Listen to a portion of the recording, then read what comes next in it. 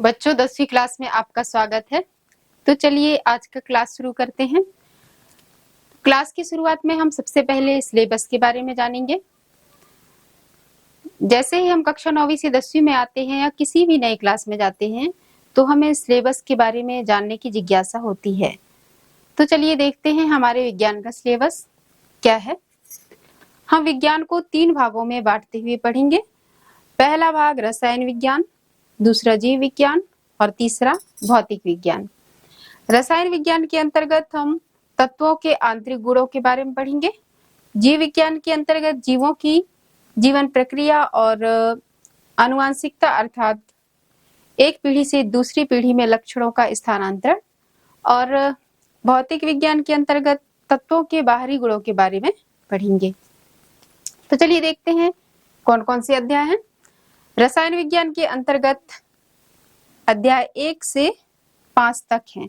अध्याय 1 में रासायनिक अभिक्रिया एवं समीकरण, अध्याय 2 अम्ल क्षार व लवण, अध्याय 3 धातु एवं अधातु, अध्याय 4 कार्बन एवं इसके यौगिक, अध्याय 5 तत्वों का आवर्त वर्गीकरण। अब जीव विज्ञान के अंतर्गत 6 से लेकर 9 अध्याय रहेंगे।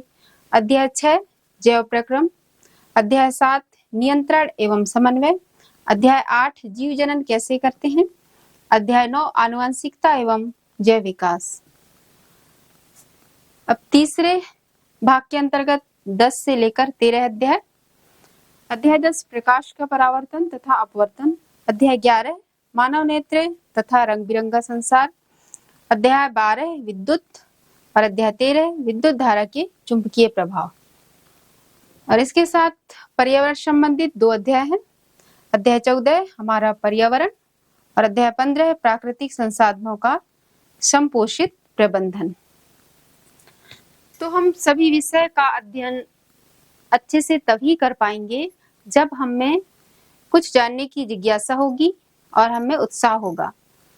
तो आप लोग को एक विशेष बात ध्यान रखनी है कि आप जब भी पढ़ने बैठें तो एकाग्र होकर पढ़ें और उत्साह के साथ पढ़ें। यदि आप इस तरह से पढ़ेंगे तो आपको टॉपिक अच्छे से समझ में आएगा। आप क्लास में आपको जिस टॉपिक को पढ़ाया जाता है उस टॉपिक से संबंधित आप शॉर्ट नोट्स बना लें और उस नोट्स को घर में जाकर रिवीजन करें और उस टॉपिक से संबंधित आप प्रश्न तैयार करें और उन प्रश्नों का उत्तर उसी दिन याद कर लें। फिर अगले दिन दूसरा टॉपिक पढ़ाया जाएगा तो उस टॉपिक में से भी प्रश्न तैयार करें और उनको भी याद कर लें, और साथ साथ में पिछले दिन जो प्रश्न तैयार किए थे, याद किए थे, उसका रिवीजन कर लें। तो ऐसा करने से आपको नए प्रश्नों के उत्तर भी याद होंगे और साथ साथ में रिवीजन भी होता चला जाएगा। तो आप रिवीजन करें तो जल्दी करें। यदि आप रिवीजन को 15 दिन बाद या 1 महीने बाद याद करेंगे तो आपको वो याद नहीं रहेंगे, वो हमेशा आपको नया प्रश्न या नया उत्तर लगने लगेगा। तो चलिए आप लोग को मैं बताती हूँ कि रिवीजन कैसे करना है। पहला रिवीजन,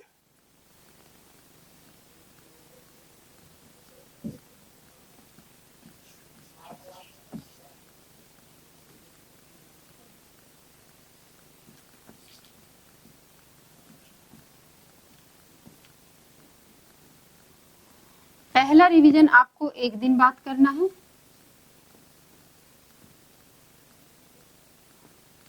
दूसरा रिवीजन 3 दिन बाद करना है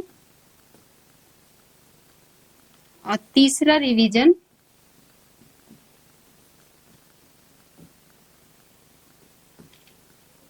7 दिन बाद करना है।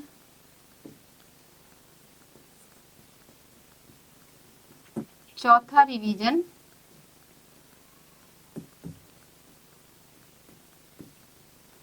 15 दिन बाद करना है। तो इस प्रकार आपको रिवीजन 4 बार करना है और इतना रिवीजन करने के बाद आपको प्रश्नों के उत्तर कंठस्थ याद हो जाएंगे और उन प्रश्नों के उत्तरों को आप कभी भूल नहीं पाओगे। और बच्चे अक्सर कहते हैं कि हमें प्रश्नों के उत्तर याद नहीं रहते, लंबे समय तक याद नहीं रहते, हम उनको भूल जाते हैं। तो इसका मुख्य कारण है जल्दी रिवीजन ना करना। बच्चे मेहनत तो करते हैं, पढ़ते हैं और रिवीजन भी करते हैं, लेकिन उस रिवीजन को 15 दिन बाद या 1 महीने बाद करते हैं। तो ऐसा करने से पढ़ी हुई चीजें हमारी माइंड से हट जाती हैं और उसकी जगह में नई चीजें आ जाती हैं। तो प्रश्नों के उत्तर कंठस्थ याद रहे, इसके लिए आपको बार बार प्रैक्टिस करना होगा, बार बार रिवीजन करना होगा। जब हमें प्रश्नों के उत्तर कंठस्थ याद रहेंगे, तभी हम परीक्षा के समय एक निश्चित समय में सभी प्रश्नों को हल कर पाएंगे। तो बच्चों, आप इन बातों को ध्यान में रखते हुए पढ़ाई करेंगे तो आप देखिएगा हर परीक्षाओं में आप टॉप करेंगे और अच्छे से अच्छे अंकों से पास हो जाएंगे। तो बच्चों, चलिए अब हम अध्याय 1 रासायनिक अभिक्रिया एवं समीकरण की शुरुआत करते हैं। तो अध्याय 1 की शुरुआत करने से पहले हम 9वीं के कुछ टॉपिक पर ध्यान देते हैं जो आप लोग पढ़े थे, आप लोग को याद भी होगा। जैसे पहला भौतिक परिवर्तन एवं रासायनिक परिवर्तन, तत्व और संयोजकता। तो इन तीनों टॉपिक को हम फिर से रिवीजन कर लेते हैं। इन तीनों टॉपिक को समझे बिना आपको रासायनिक अभिक्रिया और समीकरण को समझना बहुत ही मुश्किल होगा। तो चलिए सबसे पहले हम देखते हैं भौतिक परिवर्तन एवं रासायनिक परिवर्तन में अंतर। तो भौतिक परिवर्तन, पहला अंतर, पदार्थ के केवल भौतिक गुणों जैसे अवस्था के अंतर्गत ठोस, द्रव्य, गैस और आकृति में परिवर्तन होता है। इसके अंतर्गत केवल अवस्था और आकृति में परिवर्तन होता है। जैसे अवस्था, पानी से बर्फ, बर्फ से फिर पानी या पानी से फिर गैस। उसके बाद आकृति, जैसे हम किसी रबर की वस्तु को खींचेंगे तो इसकी आकृति बदल जाएगी और हम जब इसको खींचना बंद कर देंगे तो ये अपनी पहली अवस्था में फिर से वापस आ जाएगी। तो ये भौतिक परिवर्तन का उदाहरण रहा। अब इसके बाद रासायनिक परिवर्तन में पदार्थ के रासायनिक गुणों जैसे रंग, गंध, ताप में परिवर्तन होता है। जैसे फल पकने से पहले हरा दिखेगा और पकने के बाद पीला या लाल हो जाएगा। और गंध, दूध से दही बनेगा तो दूध का गंध अलग और दही का गंध अलग रहेगा। दूसरा अंतर, परिवर्तन का कारण हटाने पर पुनः प्रारंभिक पदार्थ प्राप्त हो जाता है। जैसे पानी को हम ठंडा करेंगे, फ्रिज में डालेंगे तो बर्फ में बदल जाएगा और जब हम इसको गर्म करेंगे, फ्रिज से हटा देंगे तो ये धीरे धीरे पानी में बदल जाएगा। मतलब ये इसका कारण ठंडापन कम हो जाएगा, इसको थोड़ा गर्म करने लगेंगे तो पानी में बदल जाएगा। फिर घी का पिघलना, घी को हम गर्म करेंगे तो पिघल जाएगा और जब इसको थोड़ा ठंडा करेंगे तो फिर से पहली अवस्था में आ जाएगा। जल का वाष्प बनना, जल को हम गर्म करेंगे, उबालेंगे तो वो वाष्प में बदल जाएगा। और नमक का जल में घुलना, नमक को घोलेंगे तो जल में घुल जाएगा और यदि हम उस जल को वाष्पीकृत करेंगे तो हमें नमक फिर से प्राप्त हो जाएगा। फिर रासायनिक परिवर्तन के अंतर्गत परिवर्तित होने पर प्रारंभिक पदार्थ पुनः प्राप्त नहीं किया जा सकता। जैसे भौतिक में हम पदार्थ को पुनः प्राप्त कर लिए थे, पानी से बर्फ, बर्फ से फिर पानी, लेकिन इसमें हम जो पदार्थ पहली अवस्था में रहता है उस अवस्था को फिर से प्राप्त नहीं कर सकते।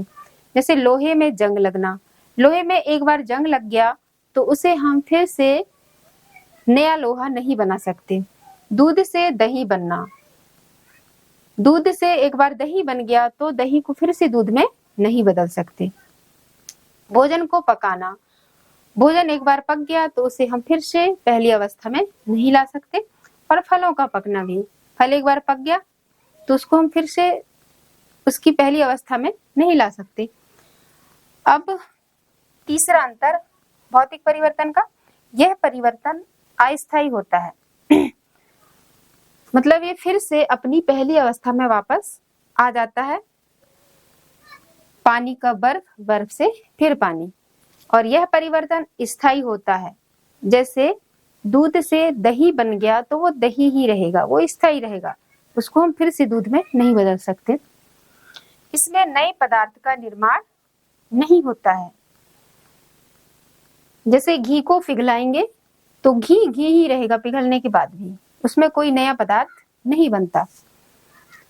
और पानी से बर्फ बन गया तो बर्फ पानी का ही एक रूप है, वो कोई नया पदार्थ नहीं है। यह और इसमें रासायनिक परिवर्तन के अंतर्गत इसमें नया पदार्थ का निर्माण होता है। दूध से दही, दही एक नया पदार्थ है। तो आप लोग को भौतिक और रासायनिक परिवर्तन में अंतर समझ में आ ही गया होगा। चलिए हम इन दोनों की परिभाषा देख लेते हैं।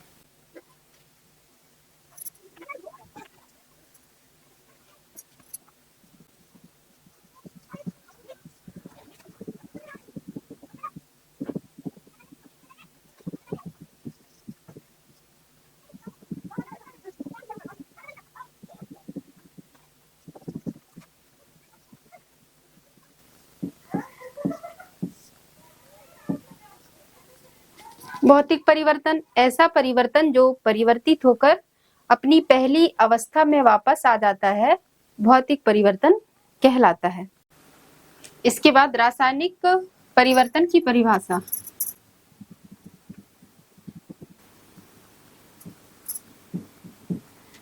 रासायनिक परिवर्तन ऐसा परिवर्तन जो परिवर्तित होकर अपनी पहली अवस्था में वापस नहीं आता, उसे रासायनिक परिवर्तन कहते हैं। ऐसा परिवर्तन जो परिवर्तित होकर अपनी पहली अवस्था में वापस नहीं आता, एक नया पदार्थ बन जाता है। रासायनिक परिवर्तन। तो रासायनिक परिवर्तन ऐसा परिवर्तन जो परिवर्तित होकर अपनी पहली अवस्था में वापस नहीं आता, एक नया पदार्थ बन जाता है, रासायनिक परिवर्तन कहलाता है। तो बच्चों, आप लोग को रासायनिक परिवर्तन और भौतिक परिवर्तन के बारे में अच्छे से समझ में आ ही गया होगा। इसके बाद अगला टॉपिक है तत्व।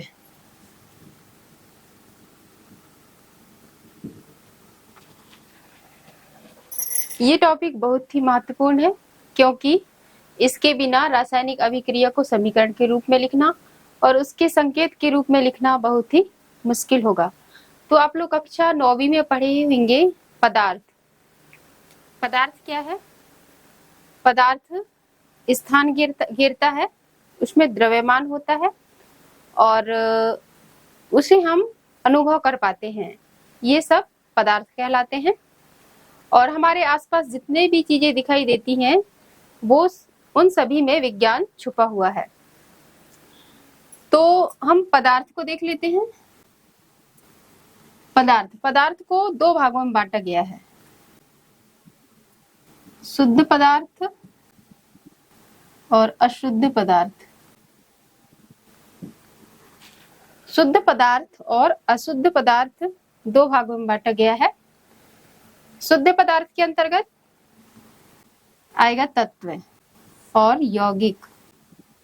तत्व और यौगिक ये शुद्ध पदार्थ के अंतर्गत आएंगे और अशुद्ध पदार्थ के अंतर्गत रहेगा मिश्रण।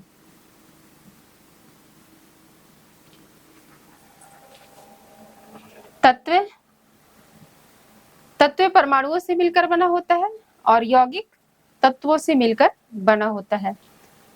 तत्व एक शुद्ध रूप होता है, ये परमाणुओं से मिलकर बना होता है। यौगिक तत्वों से मिलकर बनता है। जैसे आप लोग सोना देखे होंगे, लोहा, ये सब तत्व हैं। जैसे सोना, लोहा, चांदी, ये सब तत्व हैं। और यौगिक, यदि हम चौक को बारीक से बारीक टुकड़ों में काट दें या उसको पीस दें तो वो उसका जो भाग है वो कैल्शियम कार्बोनेट ही रहेगा। हम चाहे उसको जितना भी पीस दें, चूने को भी हम जितना भी बारीक पीस दें, लेकिन उसमें कैल्शियम कार्बोनेट ही होगा, CaCO3। ये इसका रासायनिक सूत्र है, CaCO3, चूने का या चौक का। ये 3 तत्वों से मिलकर बना है, 3 तत्वों से। पहला कैल्शियम, दूसरा तत्व है कार्बन और तीसरा ऑक्सीजन। ये 3 तत्वों से मिलकर बना है कैल्शियम कार्बोनेट। और मिश्रण के अंतर्गत आएगा हवा।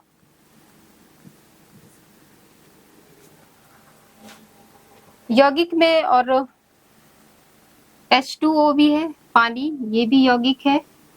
NaCl, ये भी यौगिक के अंतर्गत आएगा, क्योंकि इनमें सब में इसमें हाइड्रोजन और ऑक्सीजन 2 तत्व हैं, इसमें सोडियम और क्लोरीन 2 तत्व हैं। अब तत्वों को 3 भागों में बांटा गया है। धातु, अधातु, उपधातु। धातु, अधातु और उपधातु 3 भागों में बांटा गया है तत्वों को।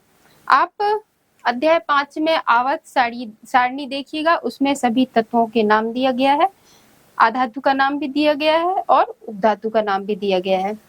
तो आप लोगों को 1 से लेकर 30 तक के धातुओं के नाम, तत्वों के नाम याद रखनी है, क्योंकि इसके बिना आपको जो अध्याय 1 में रासायनिक अभिक्रिया और उनके संकेत पढ़ने वाले हैं, वो 1 से 30 तक के ही तत्वों के नाम आएंगे उसमें। तो चलिए देखते हैं 1 से 30 तक धातुओं के नाम। तो आपको 1 से 30 तक तत्वों के नाम कंठस्थ याद कर लेना है। पहला में hydrogen, helium, lithium, beryllium, boron, carbon, nitrogen, oxygen, fluorine, neon, sodium, magnesium, aluminium, silicon, phosphorus, sulphur, chlorine, argon, potassium, calcium, scandium, titanium, vanadium, krypton, manganese, iron, cobalt, neon, copper और जिंक। अब इसके बाद देखते हैं अधातु। अधातु के नाम: carbon, nitrogen, oxygen, fluorine, phosphorus, sulphur, chlorine, caesium, bromine, iodine, neon, helium, argon, krypton, xenon. उपधातु के अंतर्गत boron, silicon, germanium, arsenic, antimony,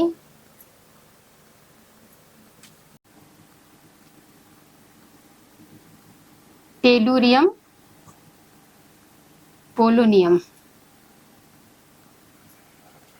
अधातु के अंतर्गत carbon, nitrogen, oxygen, fluorine, phosphorus, sulphur, chlorine, caesium, bromine, iodine, neon, helium, argon, krypton, xenon. उपधातु के अंतर्गत boron, silicon, germanium, arsenic, antimony, tellurium, polonium. तो बच्चों आप लोग को इन सभी तत्वों को कंठस्थ याद कर लेनी है, तभी आपको रासायनिक अभिक्रिया को समझना, उनको संकेत के रूप में लिखना आसान होगा। इसके बाद अगला टॉपिक है संयोजकता। संयोजकता को समझने से पहले हम बोर-बरी नियम को समझेंगे। इस नियम को बोर एवं बरी ने दिया था, इसलिए इन्हीं के नाम पर इस नियम को बोर-बरी नियम रखा गया है। अब हम देखते हैं, इस नियम के अनुसार इलेक्ट्रॉनों का वितरण 4 कक्षक K, L, M, N में किया गया और किसी भी तत्व की परमाणु संख्या के आधार पर इलेक्ट्रॉनों का वितरण इन चारों कक्षक में किया जाता है। और दूसरा है, इस नियम के अनुसार यह है कि सबसे बाहरी कक्षक में इलेक्ट्रॉनों की अधिकतम संख्या 8 हो सकती है, लेकिन पहला कक्षक K में अधिकतम इलेक्ट्रॉन 2 ही रहेंगे। इन चारों कक्षकों में से K, L, M, N पहले कक्षक में अंतिम इलेक्ट्रॉन 2 रहेंगे और L, M, N इनमें अंतिम इलेक्ट्रॉन 8 रहेंगे। यदि अंतिम कक्षक में इलेक्ट्रॉन की संख्या 2 और 8 से कम है तो वह अपना अष्टक पूरा करने के लिए 8 इलेक्ट्रॉन पूरा करने के लिए वह इलेक्ट्रॉन त्यागेगा या फिर ग्रहण करेगा, और इस प्रकार इलेक्ट्रॉन त्याग कर या ग्रहण कर वो अपना अष्टक पूर्ण कर लेता है। तो इस नियम के आधार पर ही हम संयोजकता की परिभाषा देखते हैं। संयोजकता अर्थात परमाणु की संयोजन शक्ति, मतलब एक परमाणु दूसरे परमाणु के साथ जो जुड़ने की शक्ति है वही संयोजकता है। किसी तत्व के परमाणु के बाह्यतम कक्ष में अपना अष्टक पूर्ण करने के लिए जितनी संख्या में इलेक्ट्रॉन की साझेदारी होती है वही उस तत्व की संयोजकता कहलाती है। तो अपना अष्टक पूरा करने के लिए वो जितना इलेक्ट्रॉन ग्रहण करेगा या त्यागेगा और साझेदारी कर लेगा वही उस तत्व की संयोजकता कहलाती है। तो चलिए संयोजकता को उदाहरण के द्वारा समझेंगे। अब इसके बाद संयोजकता को तत्व की परमाणु संख्या और उनके इलेक्ट्रॉनों के वितरणों के आधार पर समझेंगे।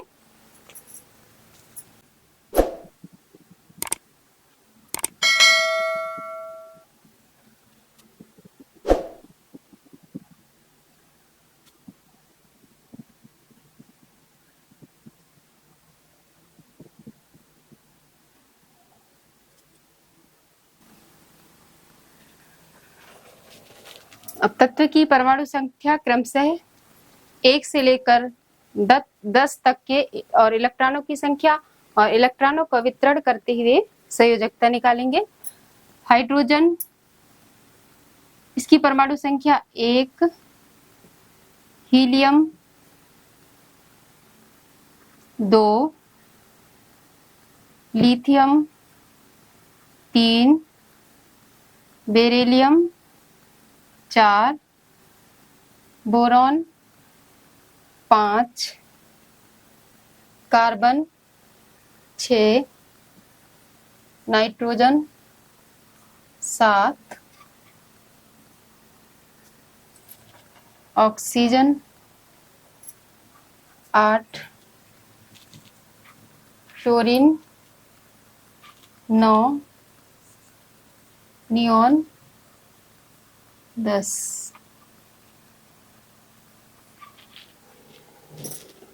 इसके इलेक्ट्रॉनों की संख्या भी वही होगी, 1, 2, 3, 4, 5, 6।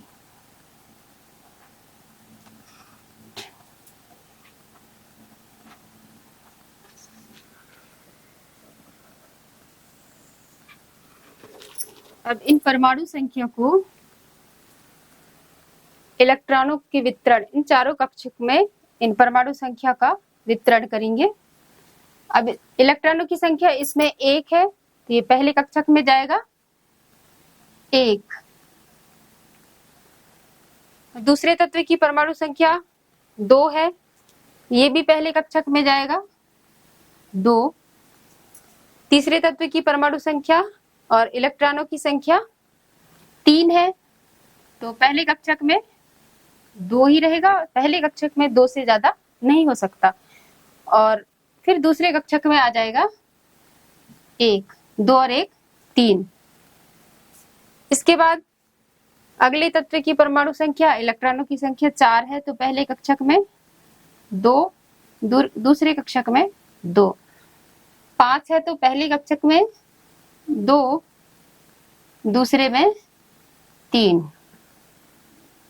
6 का 2, दूसरे कक्षक में 4।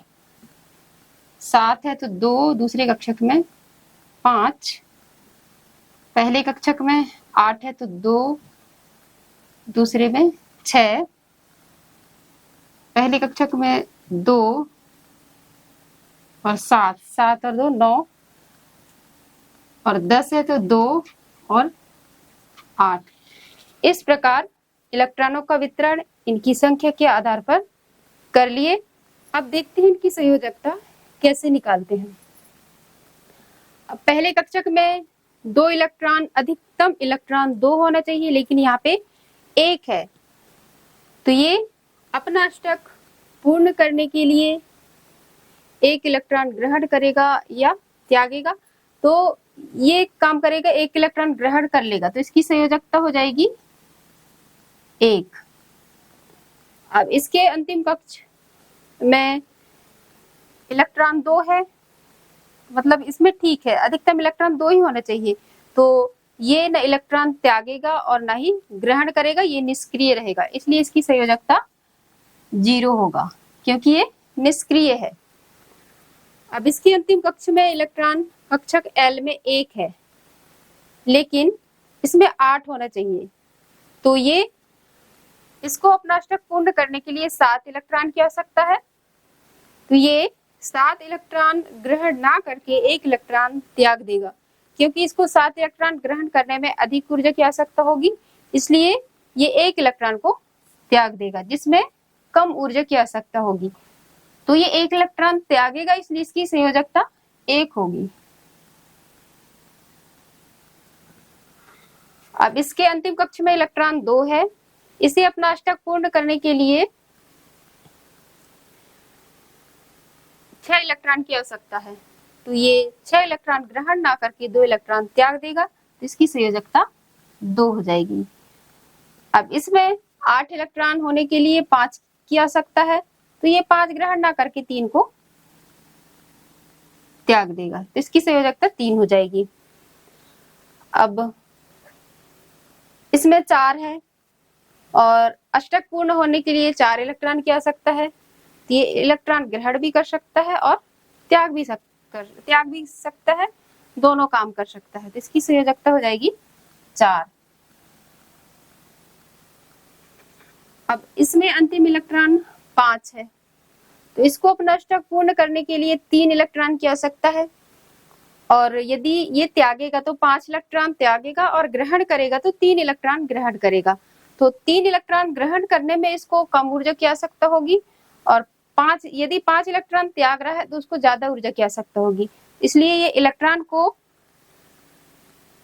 त्यागेगा नहीं, ये 3 इलेक्ट्रॉन ग्रहण कर लेगा, तो जितना ग्रहण करेगा वही उसकी संयोजकता होगी, तो ये 3 इलेक्ट्रॉन ग्रहण कर लेगा, तो इसकी संयोजकता हो जाएगी 3।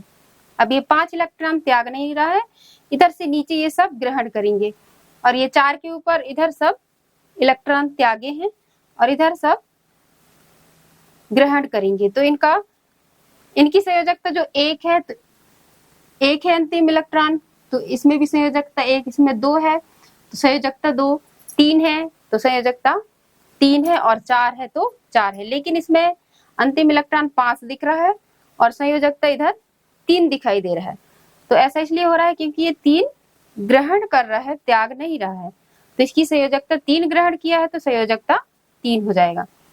अब इसको ये 6 इलेक्ट्रॉन अपना अष्टक पूर्ण करने के लिए 6 इलेक्ट्रॉन त्यागेगा नहीं, 2 ग्रहण कर लेगा, तो इसकी संयोजकता हो जाएगी 2। और ये अपना अष्टक पूर्ण करने के लिए इसको 1 की आवश्यकता है, तो ये 1 ग्रहण कर लेगा, इसकी संयोजकता हो गई 1। और ये इसमें अंतिम इलेक्ट्रॉन 8 है, इसका अष्टक पूर्ण है, तो इसे कुछ भी नहीं करना पड़ेगा, ये निष्क्रिय रहेगा, इसलिए इसकी संयोजकता 0 हो जाएगी।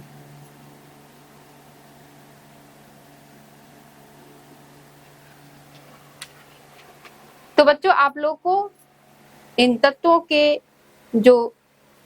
को उदाहरण के द्वारा इलेक्ट्रॉनों की परमाणु संख्या और इलेक्ट्रॉनों की संख्या के आधार पर संयोजकता समझ में आ ही गया होगा कि जो इलेक्ट्रॉन, कुछ तत्व इलेक्ट्रॉन त्याग रहे हैं और कुछ ग्रहण कर रहे हैं, इसके आधार पर संयोजकता दिया गया है।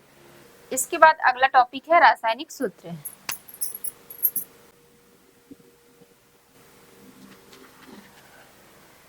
जैसे यहाँ पे H2O जल एक यौगिक है, ये जो तत्वों से मिलकर बना है, ये 2 तत्वों से मिलकर बना है, हाइड्रोजन और ऑक्सीजन। इसमें 2 तत्व भाग लिए हैं, उसमें हाइड्रोजन के पास यहाँ 2 दिख रहा है और यहाँ पे नहीं दिख रहा है, मतलब इसमें हाइड्रोजन के 2 परमाणु और ऑक्सीजन के 1 परमाणु, ये दोनों तत्व मिलकर एक यौगिक का निर्माण किए हैं जो जल है। तो ये कैसे हुआ? तो हमें ये तभी समझ में आएगा जब हमें रासायनिक सूत्र बनाते बनेगा। तो विभिन्न यौगिकों के रासायनिक सूत्र हमें आसानी से बन सकते हैं, बस हमें उनके परमाणु क्रमांक और उनकी संयोजकताएं बननी चाहिए। जैसे यहाँ पे H2O, हाइड्रोजन की संयोजकता 1 है और ऑक्सीजन की संयोजकता 2 है। हाइड्रोजन की संयोजकता 1, ऑक्सीजन की संयोजकता 2। अब इन दोनों के बीच में क्रॉस होगा, ऐसा।